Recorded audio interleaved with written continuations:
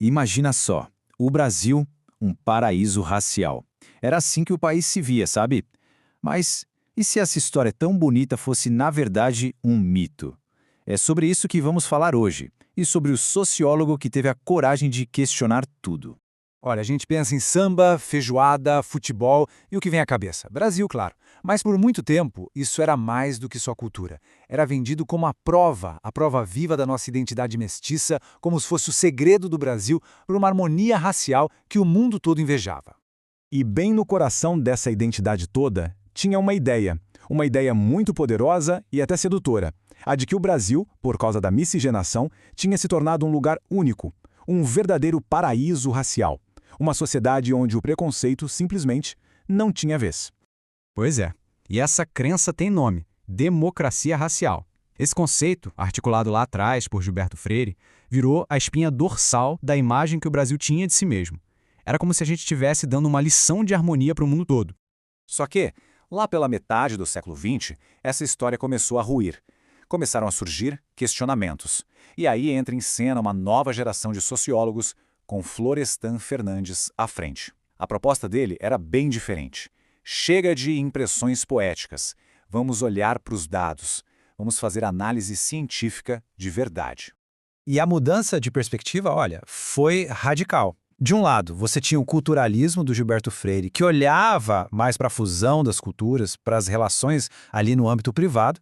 Do outro, agora a sociologia rigorosa do Florestan Fernandes. Ele não queria saber só de cultura, ele queria investigar as estruturas de poder da sociedade. O negócio era outro. O próprio Florestan Fernandes deixou isso bem claro. O propósito dele era fundar uma sociologia científica no Brasil. Uma teoria, uma produção que estivesse engajada com os problemas reais, os impasses do país, sem medo de usar a ciência para botar o dedo na ferida. E é a partir daí que ele constrói o argumento central. E nesse argumento tem uma distinção que, olha, muda tudo. E aqui está o pulo do gato. O Florestan vai dizer o seguinte: o que a gente tem no Brasil não é democracia racial. É, na verdade, tolerância racial. E qual a diferença? Bom, a tolerância é só a ausência de um conflito aberto, violento. Mas isso mascara uma coisa muito mais profunda: a falta de igualdade de oportunidades de verdade. E para provar esse ponto, ele não ficou só na teoria não. Ele foi atrás dos números. E o que os dados mostraram? Bom, a realidade era brutal.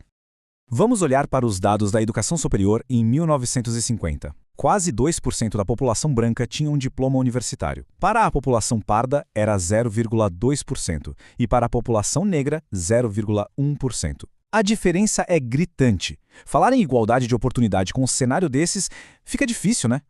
Então, para ele, era isso. Os números só confirmavam.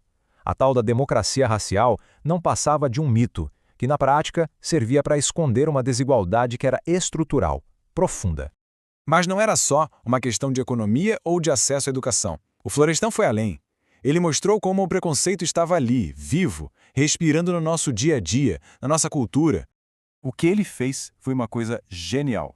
Ele começou a analisar o folclore e os ditados populares, aquelas frases que todo mundo repetia sem pensar, e ali ele encontrou um racismo casual, sabe? Quase invisível.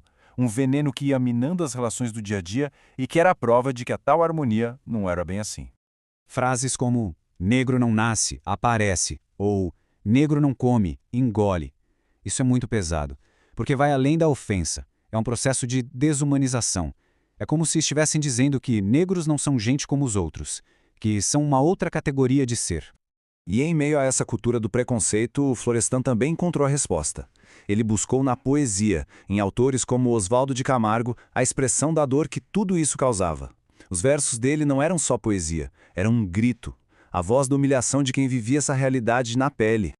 E ele viu ali uma coisa incrível: a transformação da dor em uma força criativa e ao mesmo tempo brutal. Não era só um lamento, era a voz coletiva de um povo inteiro expondo o custo humano, a ferida que o mito da democracia racial deixava.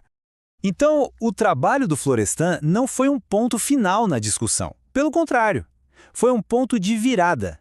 Ele mudou o jogo completamente e deixou um legado que dura até hoje. Como diz a historiadora Lilia Moritz Schwartz, uma obra de verdade não é a que termina, mas a que continua. E foi exatamente isso. A pesquisa dele não ficou na estante. Virou faísca para novos estudos, para movimentos sociais, para um ativismo que continua, até hoje, desafiando o Brasil a se enxergar no espelho. E no fim, a história do Florestan Fernandes e do mito da democracia racial nos deixa com uma reflexão importante. Como é que os mitos mais bonitos de uma nação, às vezes, são justamente os que escondem as suas verdades mais difíceis? Fica aí a pergunta.